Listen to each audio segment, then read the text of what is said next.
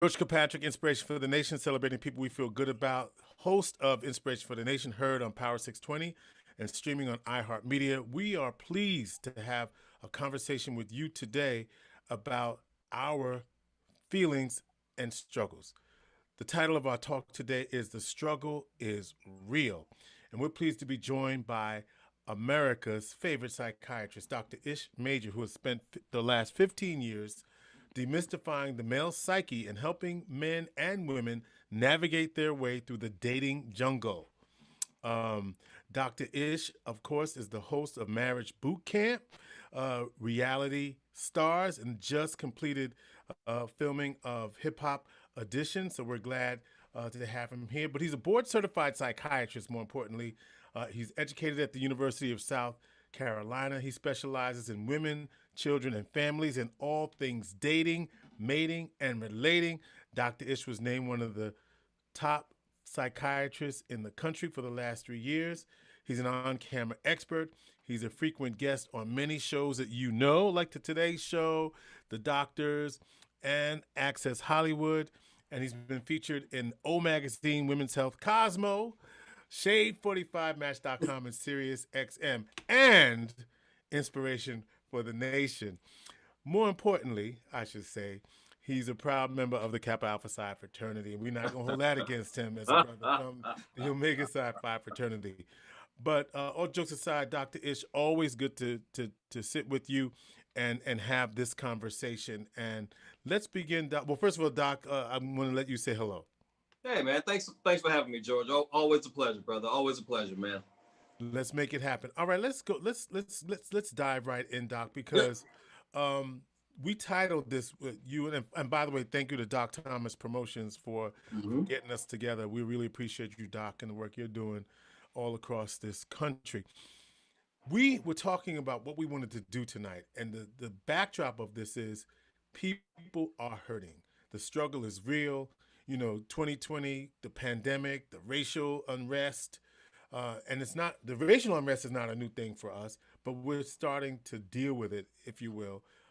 It, at least we think we're trying to deal with this. You know what my situation is, Doc, losing my mother to COVID Yep. this year.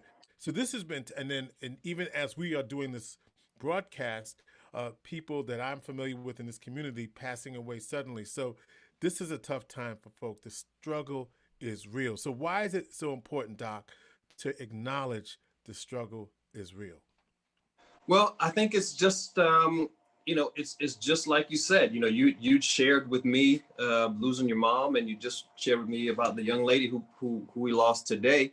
Um, you know, Life gets really hard when you feel like you're either struggling alone or you're somehow struggling unnecessarily, right? Mm-hmm. When we feel like we are separate from everyone and everything else. So Mm-hmm. acknowledging the struggle lets you feel somehow connected to know that you're not the only one, right? Mm-hmm. Because when you feel like you're the only one, it feels impossible. Yeah, and that definitely is something that I'm learning, right? Because a lot of us aren't recognizing Yeah, that we are really feeling something. We know we're feeling something, right. whether it be isolation during this time of COVID or other things that we haven't dealt with. COVID, in many ways, amplified things that were already problematic. So, Doc, what are the consequences of not acknowledging that something just ain't right?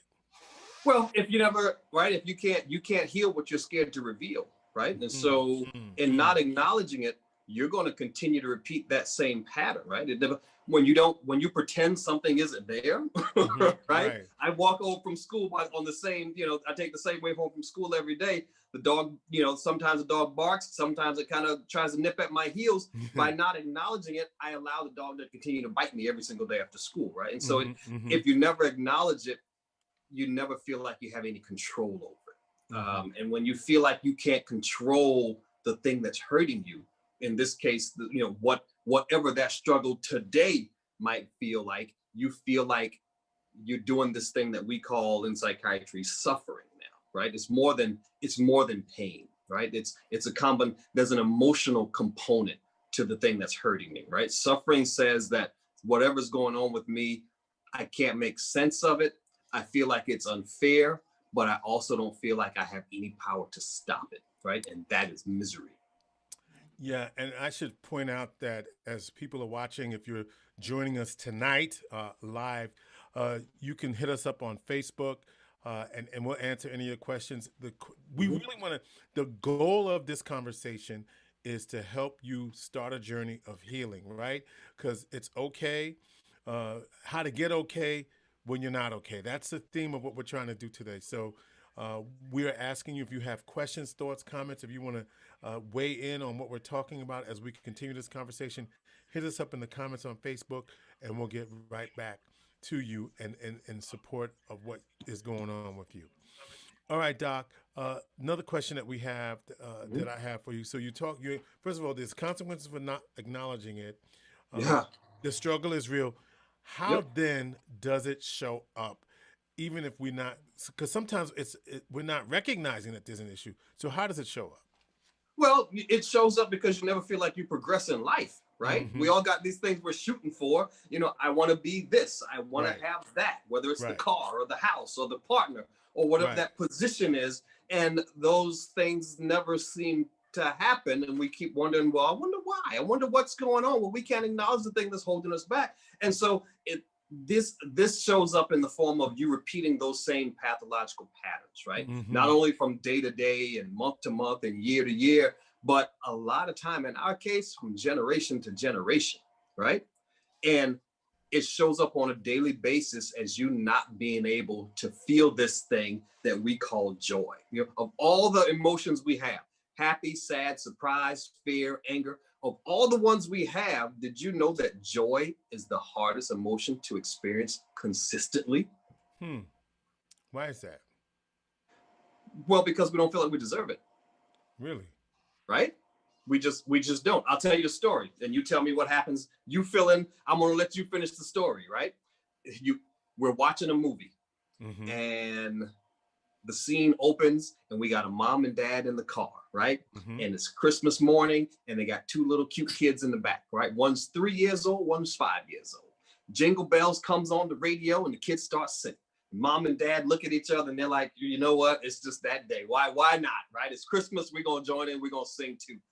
Everybody's happy in the car, driving down the freeway. Sun is shining. They're singing Jingle Bells, and they're about to drive underneath the overpass. What happens next? Hmm. Um. Something happens that's not necessarily good. I assume since you asked what happens next. Right? You know what happens. That we all know that the next thing that happens is something horrible that is going to change their lives forever. And Mm-hmm. that is because we have been programmed to think that the good can't last, right? Mm-hmm. Mm-hmm. We have to enjoy it while we can because it's not going to last, because deep down most of us don't really believe that we deserve it to last consistently. We'll take a little flash of it here or there on a Friday or Saturday night, but to have it every day, most of us can't handle it. But I would also challenge, I don't, not challenge, you're the doctor, you know all this stuff. But I want to know, but do we really know what joy is, right? Because even if we think we don't experience it enough, do we really know what it is for real? Well, you get to define it, right? Okay. What's joy What's for me joyful? is not going to be Okay. joyful for you, right? Mm-hmm. When I Mm-hmm. when I have all my crimson and cream, I feel joy. Oh, see, now which Right? leads me to say when I have on my purple and gold. Right? So you get to define it. If joy for you is being able to be totally present with your family, then All right, that's joy, right? so one If of the it's things, a, right, yeah, you define it based on what are those things that you prioritize in life: friends, family, financial success, achievement, health, the way I look when I look, right? Whatever those, there's no wrong answer, but you just want to be able to show up and feel that consistently. I got something for you. All right, then. Here's one takeaway before we get, because we got a whole list of takeaways Yeah, later on. But one takeaway I would guess then we're challenging everybody to do this right now. yeah, Get on a pad and a piece of paper and write down all of the things that bring you joy. yeah, You like that yeah. idea, Doc? I love that idea because we never do it, Right? ever, ever, ever. Right? Right, Because now I now have a resource to tap into right. when I'm not feeling the way I want to feel all the time.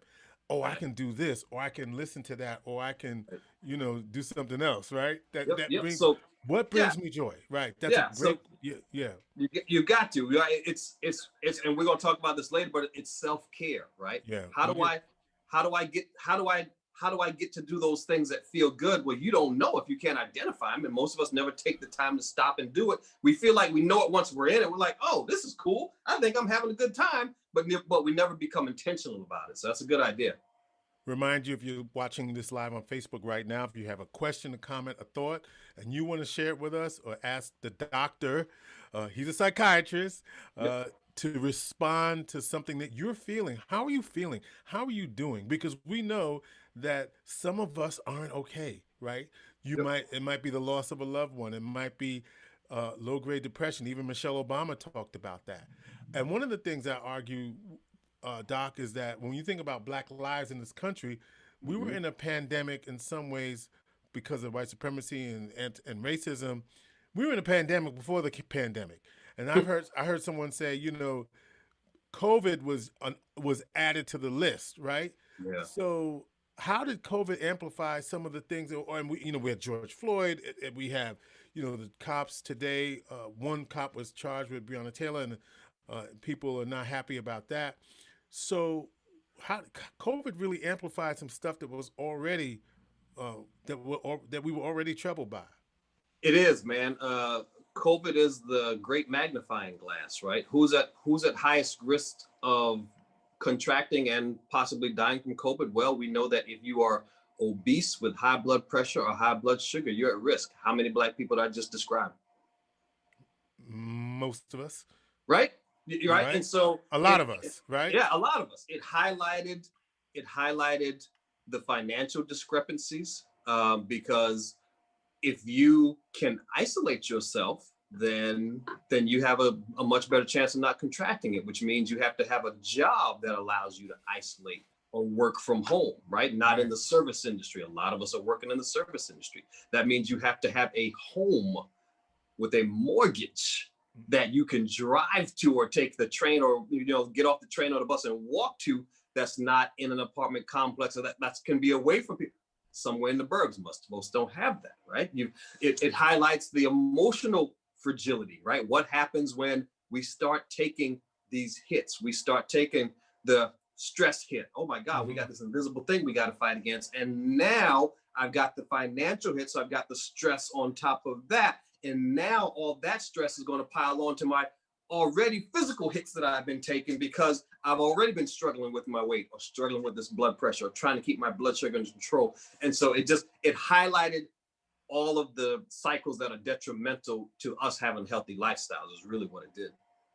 When we talk about lifestyle, one of the things that we're affected by, obviously, is our relationships. By the way, talking with Dr. Ish Mhm. Major, the struggle is real, and we're offering you suggestions and tips on how to be okay when it's not okay. But the first thing we have to acknowledge is that we're not okay, and that's okay, right? I know it sounds redundant, but the fact is, we have to acknowledge that it's not all good all the time. A lot of times, Doc, when someone asks you how you feeling and how you doing, Yeah. it's we don't really know if you really want to hear the answer to that question, or whether we have the space to really get you to deal with it, because a lot of it is just performative. How you doing? Oh, I'm good. How you doing? Oh, I'm good. And then we move on.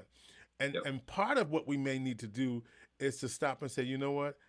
I ain't doing so well today. Can I talk to you about that for a minute and invite the conversation so that Yeah. so part of that healing can take place. So let me move on to another. I just wanted to make that statement. You can comment on that if you wanted. Mhm. Mhm. Well, I think that's right, George. But I would ask you to take it one level deeper. Not only why do we think you don't want to hear how I'm really doing, is because deep down I really don't know if you care or not, That's right.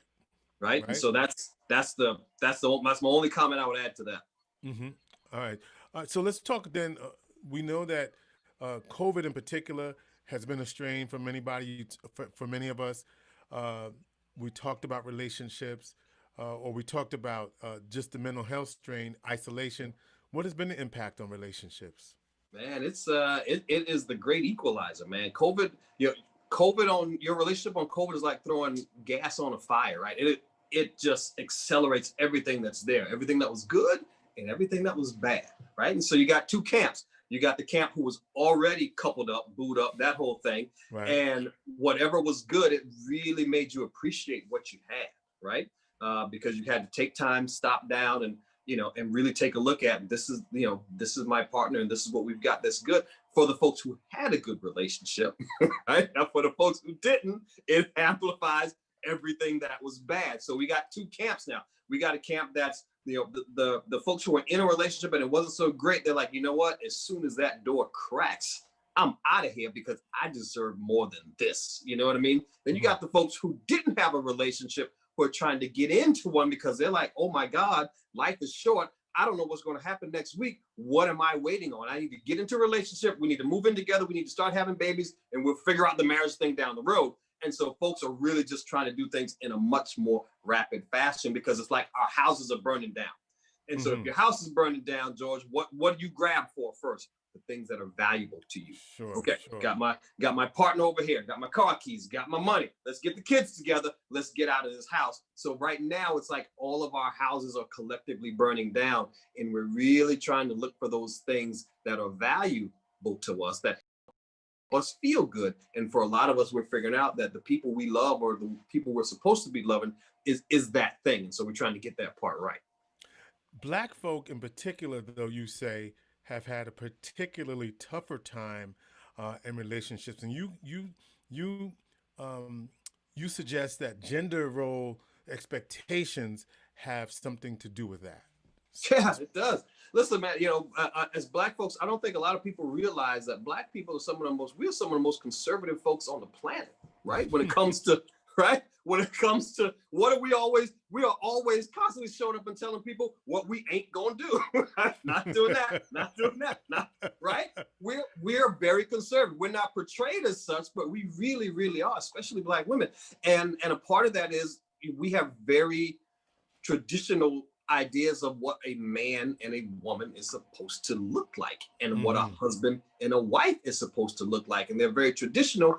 That's being kind. Honestly, they're probably really very antiquated and they really don't apply anymore, right? And so COVID has shifted those roles, and it's shifted those roles in your relationship in general for Black folks in particular, because okay, let's say I'm that traditional Black male, strong, stoic figure, right? But Right. I'm trying to fight against some stuff that I can't control. And I'm scared for y'all. I'm scared for us. I'm scared for me. How can I show up and share that with you if your idea of what a man is supposed to look like in crisis is strong and silent and stoic, right? Now, in that moment, I can't be all of who I am, right? I can't be fully okay. I can't let you know that I'm not okay. And that just drives us further and further apart, right? That ends up with me sitting in a room feeling very, very alone because I don't feel like I can show you all of who I am. And I can't be vulnerable in that moment because we got this traditional idea of what a man is supposed to look like. And so then the consequence of that is we've seen evidence of increased intimate partner violence, domestic Yep. violence, Yep. child abuse. People are packing their bags, right? Yep. Or they can't get out of situations, right? Yep. We've seen all of that, and so talk to me a little bit about that. Yeah. So divorce rates are up, substance use rates are up, alcohol and your whatever else your drug of choice is. Liquor stores were deemed an essential service. That's deep, Right? right? Think about that. You couldn't get toilet paper, but you Right? could get some Right? Hennessy. And you could get some Hennessy, but you couldn't get sanitizer, but you could get right. And so but that tells us something, right? And so it's Right. like that's one of those things that we as Americans traditionally use to numb ourselves against life, right? We use substances. We'll numb ourselves with TV. We'll numb ourselves with the new goal, the next thing that I can throw myself in and look okay doing it, while I can neglect some other things over here. And so, that's what's happening. So this new form of isolation, whether it's emotional isolation, whether it's a physical isolation where you in the house and you really just couldn't leave or don't feel safe or feel comfortable because of COVID or because of you show up in your car while being Black, you very well may get stopped for, for a broken headlight and you might not make it back home, right? There's a lot of things that are cutting us off from all those escape routes where you used to be able to kind of get a little break, an hour in traffic here, a lunch break here, a conversation with people outside of family at work. And so a lot of that's been cut off. And when that happens, it starts to tick up our frustration level because our frustration tolerance is going down to zero. And we're seeing that shake out in a lot of families in a lot of different ways. And the sad irony is, George, we never hurt a stranger, right? Right. Ain't no such thing as black on white crime. You never hear that, right? We hurt the folks who are close to us, the people who we are comfortable with, and that's what's happening. And part of what's happening is that we're not acknowledging the pain and the trauma. And quite frankly, a lot of us are tired. On my show this week, we're going to talk to a woman, Mary Frances Winters, who has just written a book called Black Fatigue. Right? Yeah. We're tired. Fannie Lou Hamer said, "I'm sick and tired of being sick and tired." Yep. We are tired. Yep. Right now, the struggle is real. That's the name of our theme for tonight's conversation. We invite you in if you're live with us on Facebook, and if not, Doc and I got a lot to talk about, and we're good. We could go. Yep. We could go. Right? We Yep. do this right, and so invite you to share your thoughts, comments. How are you doing? What do you need right now, and what do you wish that what would you like us to talk about if we're not getting to what's really important to you? The name of this talk is "The Struggle is Real: How to Be Okay When You're Not Okay, or How to Get Okay When You're Not Okay." So I'm gonna shift to focusing on So we talked about strict gender roles, but now I'm gonna talk about gender roles. Let's talk about men, for example, right? Yep. Traditionally, they've been conditioned not to share their feelings intimately so that they don't appear weak. And you touched on this earlier. We got to be stoic. We got to be strong. What do you have to say about this? And how can men create the space they need to be all of who they are without the stigma of, man, you know what, right? Because you're sharing how you feel. Yeah. Yeah. We all play a role in what that Black masculinity looks like, right? And we all contribute to its fragility. Our women do, Black women do, Black men do. We do it to each other. Society at large does, right? And it becomes so fragile because it's so narrowly defined, right? You got to be big, strong, menacing. So think of some of the more popular, more well-known Black men. What are those characteristics you ascribe to them, right? Well, we immediately go to athletes, then we go to entertainers, right? These big personalities, right? That whole thing.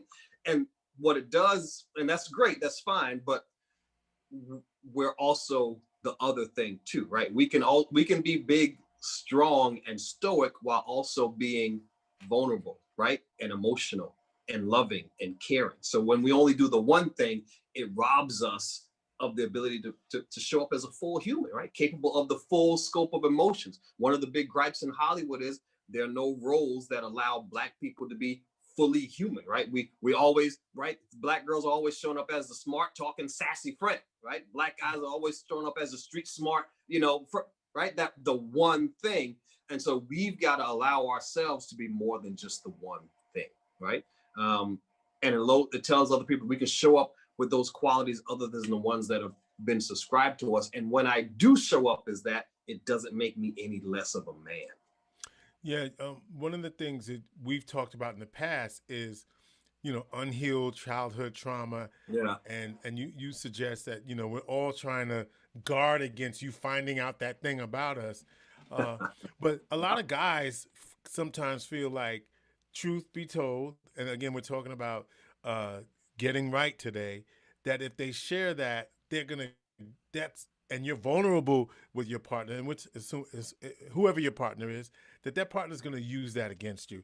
And if you're in a heterosexual relationship, for example, if she's a woman, and you share something with her, and then she then uses that against you, you're not going to want to share with her and be vulnerable with her, I would assume. Right. So that's, and it all goes back to what is it we're doing, right? Every time I talk to a patient or client, my question is, what is it they're doing? What is their behavior doing? And in this case, it's most of what we do, sadly, is try to protect ourselves from being hurt, right? Because we've got that one or two, and some of us even more, humongous childhood hurts, that open gaping wound that we've been trying to put gauze and bandages and tape on for the last 20, 30, 40 years, and it's still gaping and bleeding, and we just never stop down to take the time to do it, right? Why can't I share? Well, we're talking about being vulnerable, right? And if I'm sharing with you a part of me that is extremely vulnerable, and I'm open, I'm talking to you about what I'm scared of, I'm talking to you about what it is I think may not happen for me and therefore may not happen for us. And if I feel like you can't handle that with empathy and compassion and care enough about me to not ever want to use that against me, I'm not going to share it, right? But those childhood wounds are what's told us that, right? That's the thing, right? Who was it who taught you that it was not safe to share a secret because somebody's going to, expose you? Who was it that taught you that who you are isn't enough for somebody to care about unconditionally, right? Right. That way you can share things unconditionally. You gotta go back to that moment. You gotta revisit that moment. You gotta figure out what it is you're constantly doing. What's the hurt you're trying to protect against, right? What is that thing that you know about yourself, but you're pretending not to know? Because that's usually the thing that you're trying to guard against. And that shows up, that informs how you're going to show up in life, in every relationship, whether it's work, whether it's friends, or whether it's romantic. You say that if a woman, in terms of a heterosexual relationship, if she's a woman who's not able, that you're not able to be vulnerable with and handle your fears and insecurities with empathy and compassion, then she's simply not a woman you should be with. Her healing is her problem, and your healing is yours. Doc, you laying it Right? out there because a lot of us are holding on to things Right? because we're afraid to let it go, even if it ain't good for us. Right. It's we all think, and the biggest mistake we make in every relationship is that we feel we can fix each other. Right? We feel like I can I can help you feel good, right? I can make you happy. Right? Right. I can make you happy, right? I can get in your head and do something or say something or act in a certain way that's going to make you happy, and none of that can happen, right? And so if you're Right. in a relationship and you don't feel like you can be all of you, that you can be vulnerable, you can Right. trust this person with the things that you are scared of the most, the things that you hate about yourself the most, that they're going to handle it with empathy and compassion and not shame you for it, then you're not with the right person, man, woman, or anything else in between. Them healing them is their problem. You healing you is your problem. Now, you That's can ride hard for a along lot of together people. while you get that done. You Yeah. can ride in the car with each other while that's happening, but at no point are you bearing sole responsibility for making that happen. And that's the thing we've got to understand, right? Because the hurt is a lot. It's heavy for us. Right. And we feel like we need some folk to help us carry it, but you got your own stuff you're carrying, George, right? You can't carry Yeah. mine, not all the time, right? She No. got her own stuff she's And carrying. and and isn't that the problem? Again, we're talking about impact on relationships, COVID, mental health. Isn't that the problem that we think it's our responsibility to heal the other person, and they got their own healing to do? And if you all can't do it together, then it's something to think about, right? Because that's that's not going to solve itself if you don't work it out. You also say that black men typically leave that space empty, right? You create a space by right, filling a space that's already there, but they leave that space empty, or they don't know how to soften it, or they go somewhere else to fill that empty space. And I don't mean just them, but a guy will do that, right? And that's the truth of the matter. You wrote a book about right, right. It's that we're talking about needs and wants, right? And it. Right, so there's a way we all need to feel today, right? right, There's something I need from you today. There's something I want from you today. And if I don't know how to get it from you, well, our brain tells us that the easiest thing to do is to go get it from somewhere else, right? right. If I break my toy, Or it's threaten to. right, or threaten to. If I have a toy that's broken, it's easier for me to go get a new toy than to fix this one, right? And Right. so that's what it is. And so when you talk about, a lot of black women will ask me, well, how do I get them to talk? How do I get them to open up? Right? Um, you got to help. You got to create the space, right? You ask them. You make it okay for him to tell you the truth. Make it okay for him to be vulnerable. You can come to him and say, hey, honey, you know what? I don't know how much of this stuff I believe, how much I don't. I don't really know what's true about COVID. I don't really know what's not true. I know some friends and I had some family members who got sick. So I'm just scared and I don't know what to do. What do you think? Right? Mm-hmm. And then leave that space for him to fill. Because he's going to have to think about it. He knows how he feels.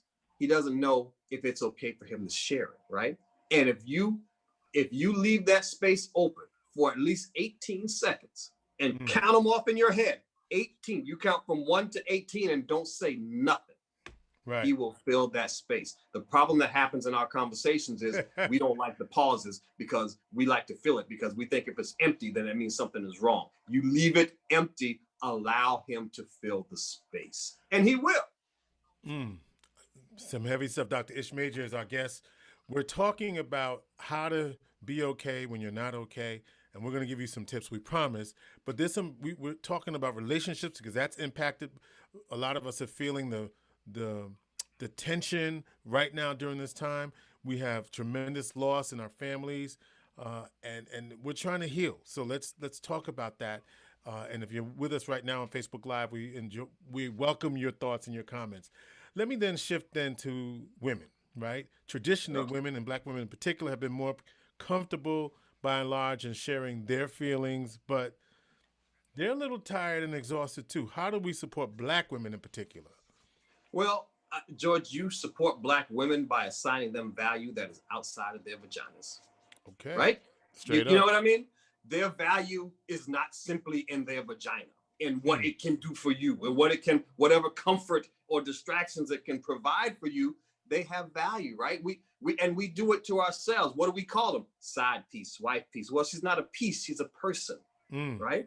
And she's got hopes and dreams just like you. She's got things she want to do in life just like you. She's got a way she's trying to feel today just like you. She's got things she needs and wants just like you. She's got things that she is afraid of just like you. She's got disappointments and she's got hurts and she's got struggles just like you. So again, just like we are not allowed as men to be all of who we are, allow her to be more than just the sexual thing, than just the sex object, than just the what, right? Ooh, okay, right. And it's interesting because, and what I'm really thinking in that piece around supporting Black women, they would say that we've been giving all of ourselves, and the vessel it's empty because we've been giving all of ourselves. We've been holding it down. We're required to be strong. Some of us are raising families by ourselves. We don't have the support that we need. So they're tired of all of that. And Right. so, in addition to assigning them value outside of their vaginas, what else can we do to lessen what they've had to carry? Right? They've had to carry a lot. Let's acknowledge that and be real about that. They've had to carry a lot. Well, they are carrying a lot. Think of how Period. the Right? hierarchy They are. works. Right? Think of how the hierarchy works in America, right? How does it go? Mm-hmm. White men, white women, Black men, Black women. They're Right. always at the bottom of the totem pole. But the sad irony is when things pop off, when things happen, when tragedy strikes, we always look to Black women to heal everybody. Right. And so how unfair is that? So what she can do, what you can do, Mama, is you can let us know where you need the help, right? 70% of our families are headed by African-American females. We know that, right? Y'all have more education. Who's in school more, Black men or Black women? Black women. Who's got better credit? Who's typically, right, more educated? Who's typically got, therefore, a better job? Black men or Black women? Black women. Who's typically, therefore, got a better credit score? Black men or Black women? Black women. Whose house is, if it's a house, whose name is in it? Probably hers, right? If it's an apartment, whose name is it? Probably hers. If it's a car, whose name is it? Probably hers. Okay, so got it. What that's saying about us, though? That's a whole other thing, I guess. That's a whole nother talk about.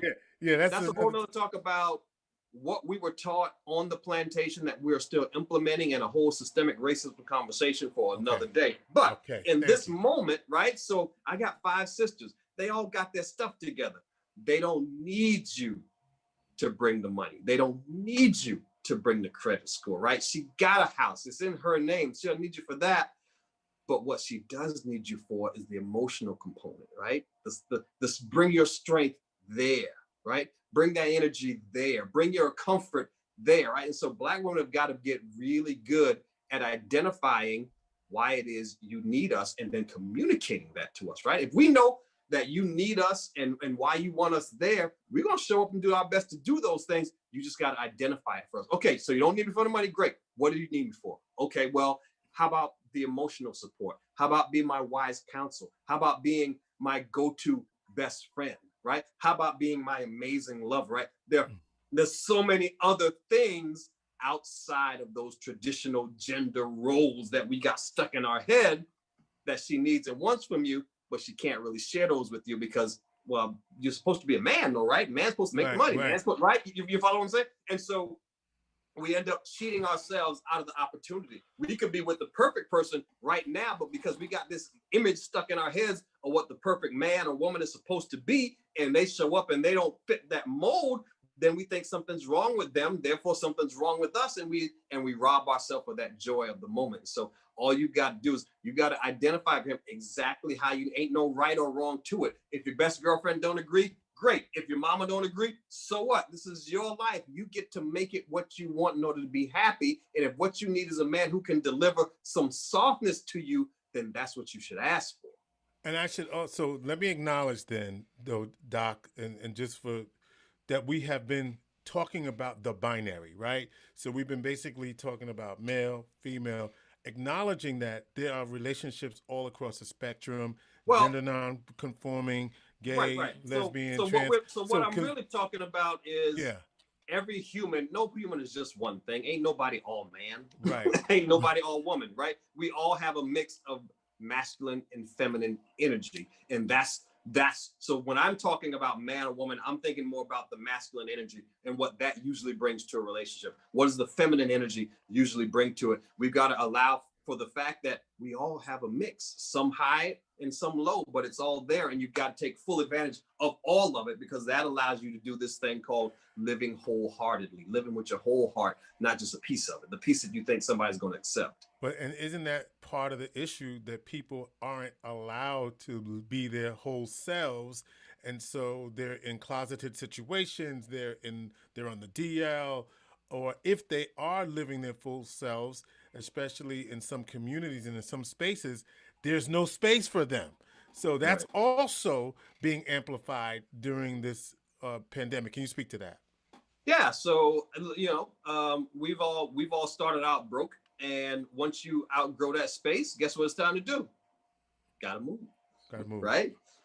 Right. And so the thing that holds us back is feeling like where do I fit in, right? Right. Where can I go that I'm accepted, that Right. people won't judge me, right? We talk Mm-hmm. about when we talk about trauma, we talk about typically we talk about the physical trauma, right? I'm fear for my life. There's a physical emotional trauma. There's that verbal trauma, but trauma is not just that. Trauma is also the trauma of having to deal with oppression in some form or another on a daily basis, right? It's that Mm-hmm. xenophobia, that's homophobia, is that blackophobia, is that transphobia, right? So those are all means of trauma. When somebody who you identify with is suffering or gets hurt, you feel that hurt as well because you feel like you could be next. And so a part of what we got to understand is dealing with that part and then allowing for the fact or the idea that somebody who doesn't look like me, who doesn't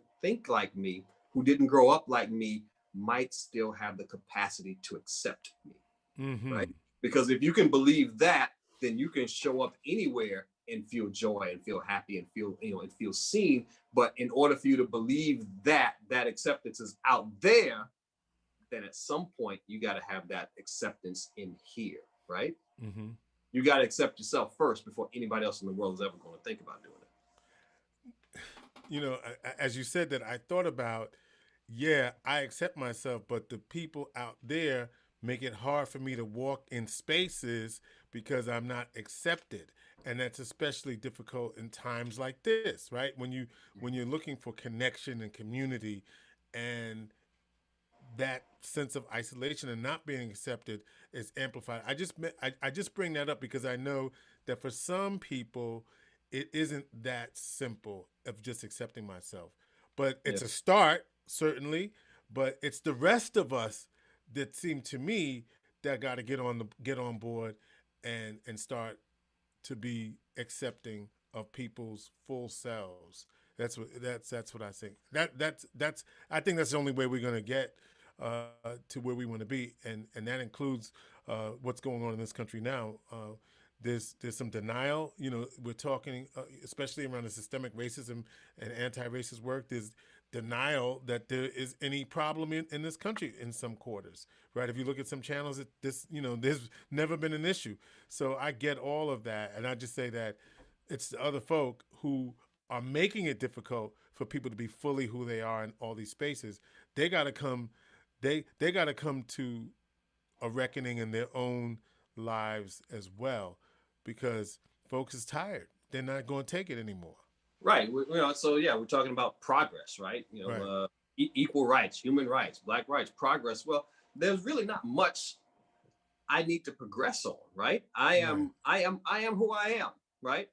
I'm a black kid who grew up in South Carolina, and that's who I am. And then I've gone out in the world and I've learned some things and I've seen some things and I get to share my gifts. I don't have a problem with me. I don't have a problem accepting who I am. The problem is you feeling like who I am is somebody who isn't equal to you. So, I heard Chris Rock say it the other day, man. He was saying, when we talk about us progressing, he compared it to uh, a man and a woman in a relationship where she's getting abused, right? Mm-hmm, mm-hmm. And she gets to the point to where he finally stops beating her, right? Do we say that she's made progress? Hmm. Deep. Right? Right. Right. Right. There was nothing she had to do. She didn't deserve to get beaten all those other times. It's you who finally progressed in your thinking, right? And so a lot of that is on them. It's us. It's up to us to keep showing up with our full-hearted selves and being Unapologetically. unapologetically. I'm not dimming my light, as the old African proverb says. I'm not hiding my light under a basket for you. This is it, right?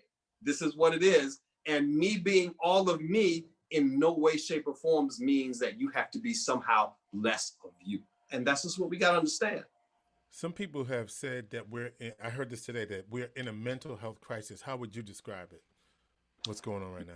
Yeah, I mean, it is. And for some of us, it's an ongoing crisis, right? Mm, It's okay. the thing that's been here. I think when tragedy strikes, it really lets us know, how fragile the supports and the things we had in place really are. And so, yeah, that's where it is. And again, it's like our house is burning down. What is it? What is it I really need today to feel Right. good? And I think a lot of us, without the COVID restrictions, without the cultural awareness of knowing that, hey, maybe if I go to this place, maybe I'm not really totally safe, right? Without those financial constraints, we had a little extra money in our pockets 7, 8 months ago than most of us do now. We had those things that kept us distracted, right? Mm-hmm. I'd go sit at a bar on a Friday night, have a couple of Right. drinks, right? Wrap my head around what happened this week and try to get some strength to do it again. We could go to a movie. We could go have a nice dinner and say, hey, okay, here is the evidence that life isn't as bad as I really kind of feel. Right. Right. Right? Right. And Right. so once all those things have been stripped away, now you just got the bare basics. It's like, oh my God, right? Without those things to distract me, without a game on every Sunday, without a game on every Saturday, Right. without being able to go do this or go distract myself here, I am forced to sit with the fact that I am responsible for making myself feel good. Just Mm-hmm. me, right? Mm, I'm mm, responsible for mm. controlling the way I feel, for the things I think, and therefore the things I'm going to show up and do. That's all on me. I don't get to just put on a LeBron jersey and go feel better, right? And so that's really, it really drove the point home that it is on us, right? It is incumbent on you to make sure you are keeping your head together. And you got to have some tools and you got to have some strategies and you got to have some folks around you that will, if they don't help you do that, they at least won't stand in your way when you're trying to do it on your own. One of the things that you say, especially around is this a mental health crisis? you say we have something, and I love this line. You said we all have something we're pretending not to know about Yeah, ourselves. To me, yeah. that says that we're basically not dealing with the issues that are right in front of us, that we're pretending that we don't know that, yeah, that ain't right what you did, or I'm not really feeling so good about some things, and we know it, but we pretend like we don't. And so when you say we pretend, uh, you're saying what though? So, I, again, we are all protecting ourselves from those childhood wounds, right? Was it the kid who said you were ugly when you were in second grade? Was it Mm-hmm. the ones who called you a nerd and knocked your books out of the hand? Was it Right. the date you couldn't get for the prom? Right? What Mm-hmm. all of those things, we all got that thing or those things that taught us that who we are isn't enough to be lovable, right? Mm. Well, I brought home C's and B's, but nobody made a big deal about it. So I guess that ain't enough, huh? I guess I wasn't enough. I guess I need A's, right? I was nice to her and I did all the things that I was supposed to do, but she still didn't want to go out with me. So I guess that's not enough. I guess we've all got those things, and they usually happen by the time we leave middle school, right? Those are those childhood wounds. Those are those things that you've been taught in life that no, who you are isn't enough to show up and get loved and cared for and taken care of consistently over time. You've got to do this thing more. You've got to be more. And those wounds are there. And so most of what we do as adults is try to protect those wounds, right? Why does this person need every degree known to man? Well, they're trying to protect against something. They're trying to make sure they always have a good job and enough money because maybe they grew up without it, right? Why do I have to be in peak physical condition? I have to be the most adorable, beautiful thing out there in the world. Well, because there was a time where I couldn't get attention like that, and it taught me that I wasn't enough. And so we've all got something that we're pretending not to know about ourselves, and we all got something that we're trying to hide, and that's how we show up in the world. We're trying to overcompensate for that thing, right? Whatever that thing is, and it's different for every person. It really is. George Kilpatrick, Inspiration for the Nation, with Dr. Ish Major. I guess we're still here to answer any questions that you might have. Hit us up on wherever you're getting this uh, service, this feed. We're happy to be here to answer. Dr. Ish will be here with us for a few more minutes. But, Doc, now it's time for us to get okay. So, what are the ways that we can get okay? And I guess the first thing we got to do is acknowledge that we're not okay all of the Yeah. time, and that's okay. Right, right. You don't have to be okay. Nobody's okay all the time, right? Nobody's Right? okay 100% of the Wait, time, and but it's even you, Doc? Come on.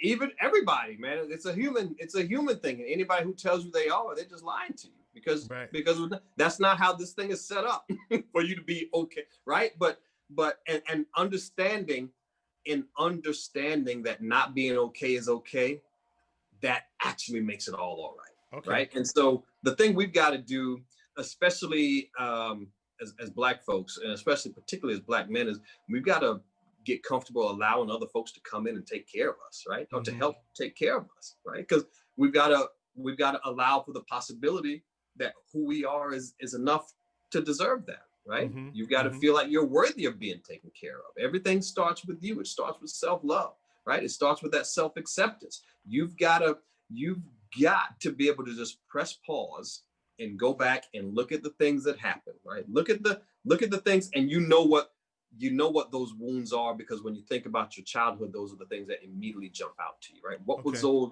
harsh lessons that you learned? What was the things that you felt like was unfair? It hurt your feelings. It really made you feel shame, right? Mm-hmm. In that moment, what were those things? And you got to go back and revisit them, and then you got to give it a proper perspective, an adult mean, and what did it actually not mean, right? Mm-hmm. Third step, you got to tell yourself the truth about what really happened.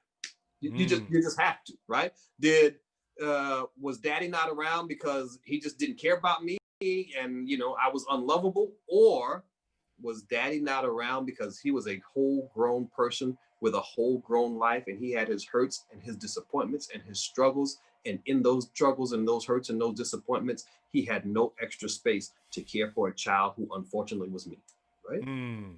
Mm. Right? Most of the things people do don't have anything to do with you. even though it may hurt you indirectly, right? So you got to tell yourself the truth about what was really going on now, right? And now you got to allow yourself to feel what comes next. You can be angry at him if he never showed up, right? You can be extraordinarily hurt and sad about it. Allow yourself to feel all of those things and grieve the loss of it, right? I wish it was there, but I wasn't, and that hurts. I feel that pain, but now how do I turn that into a strength, right? But because maybe if he was there and he was the guy who I wanted him to be back then, I wouldn't be the man I needed to be today, right? I wouldn't have learned self-sufficiency. I wouldn't have learned discipline. I wouldn't have learned that I will never do to another child what was done to me, right? So if he was there, maybe I wouldn't have these lessons, which I am grateful for the person it helped me grow into, right? You just got to reframe that. That's it. But you got to go through each one step by step. And the big part is honestly telling yourself the truth about what was happening in that moment. And once you do that, you can figure out that most of that, what happened, didn't have anything to do with who you were not. You also talk about grieving the loss, and that includes what we're dealing with right now with the pandemic, loss of families, and there are some other strategies you offer for people to get okay. Yeah. So any problem, right? You got a big problem, something that seems unsolvable, that seems unfixable. You got to ask yourself the three big questions. All right, what can I actually do about it? What can I do about it, George? What can I do? Right? Write those things down. Okay, that has exhausted what I know in my head. Okay, how can I get some new information? What can I read? Right? What can I Google? What can I look up? What can I learn about this problem that I'm having that'll help me fix it?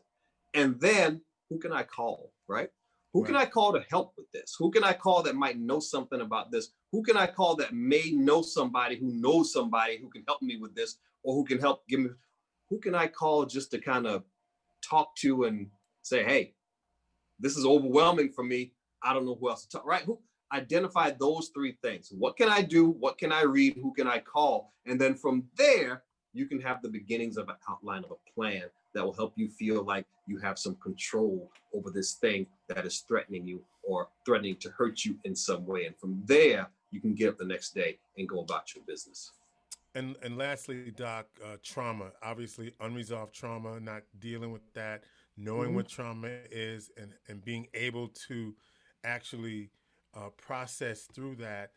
It's okay to talk to a mental health professional.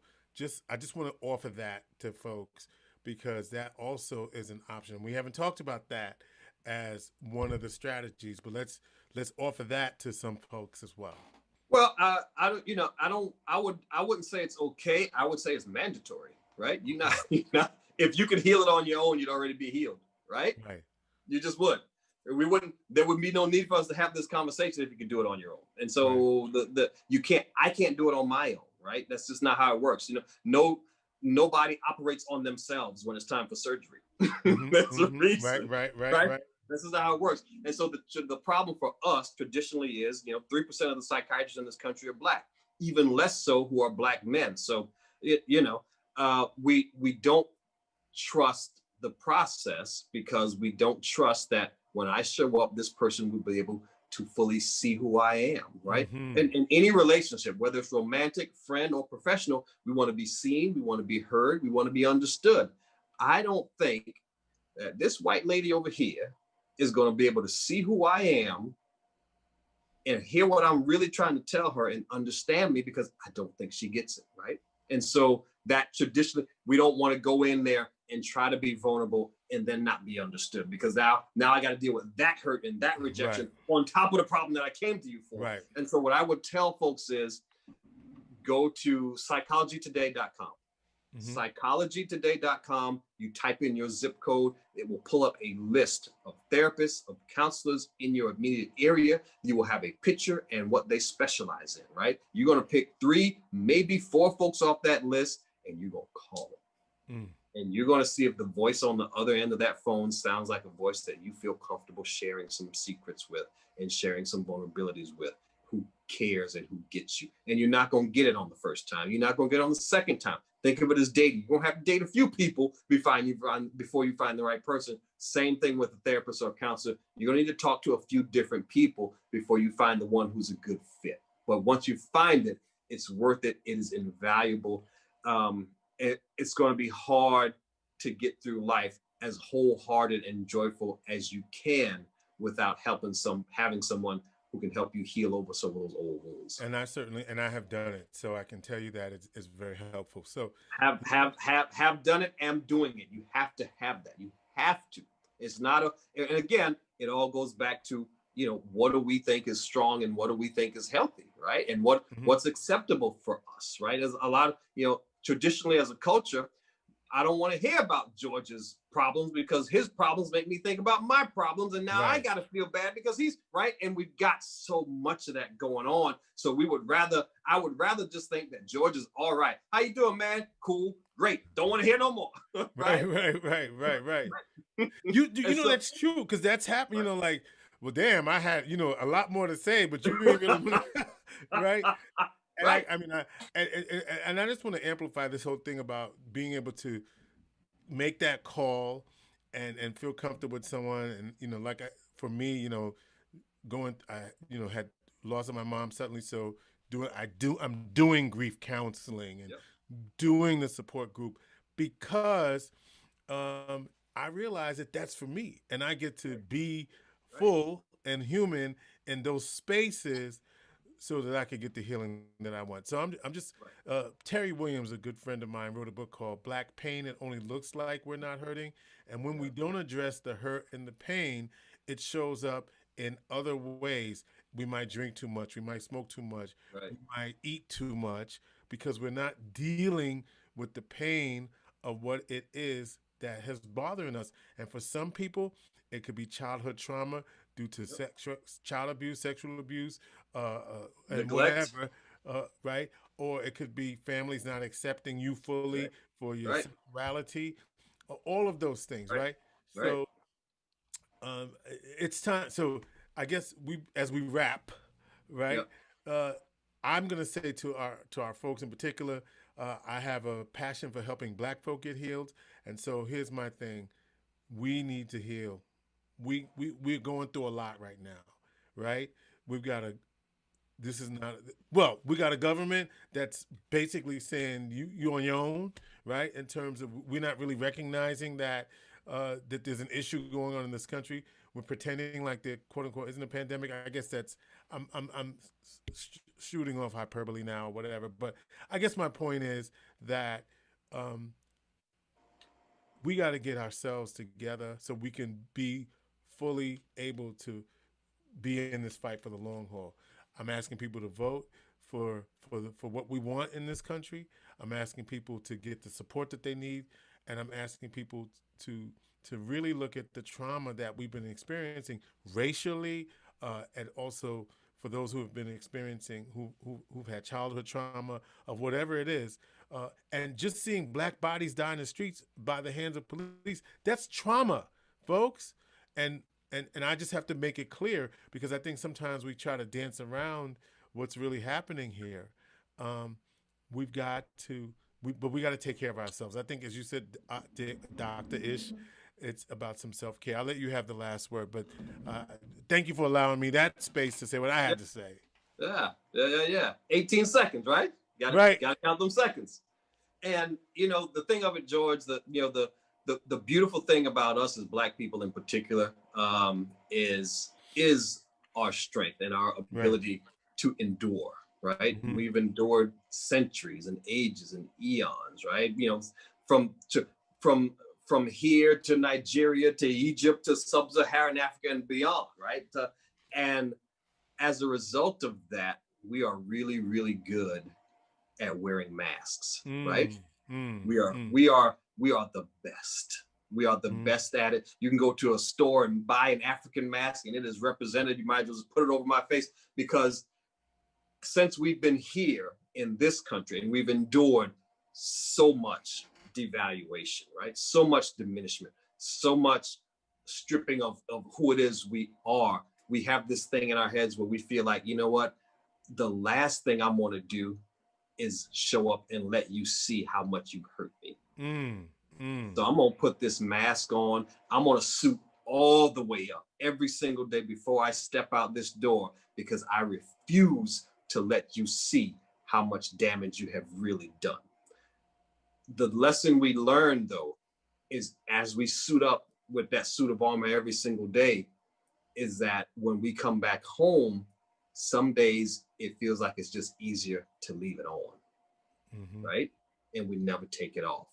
And we Right. never allow our friends and our families, the folks who really care about us the most, to see all of who we are because we just so hurt on the inside.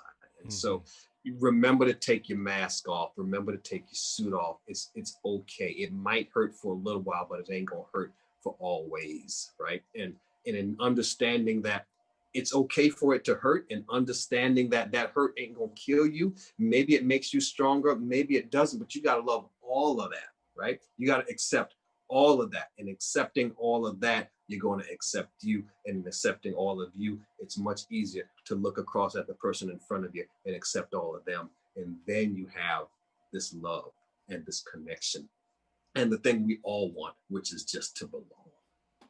Dr. Ish Major, he's one of America's favorite psychiatrists. Follow him on all of the social media, Dr. Ish Major. He does Instagram Live and Facebook Live. He's got some books Yep. out. drishmajor.com to find out more about Yep. what he's doing, where he's doing. Ishmajor.com, right? To Yep. find out where he is and Yep. what he's doing. drishmajor.com. I did say it drishmajor.com. right, yeah. Yep. Got a bunch of free stuff. Got a relationship boot camp you can take home. Just go there. Everything's right there. And is there another season of Marriage Boot Camp Hip Hop Edition? Is that coming up? We don't know yet. We're still Oh, talking. it's coming. All right. Look for him on WeTV. Yeah. George Kirkpatrick, Inspiration for the Nation. Thank you. Check me out every Sunday morning at 9 on Power 620 in Syracuse, iHeart Radio streaming. And thank you also to Doc Thomas Promotions for putting us two together. George Kirkpatrick, Inspiration for the Nation. Thank you all for joining us. And listen, hit us up in the social media if you have comments after this, and we'll see if we can get an answer from Doc. He's good about that. Yep. Inspiration for the Nation. Thank you.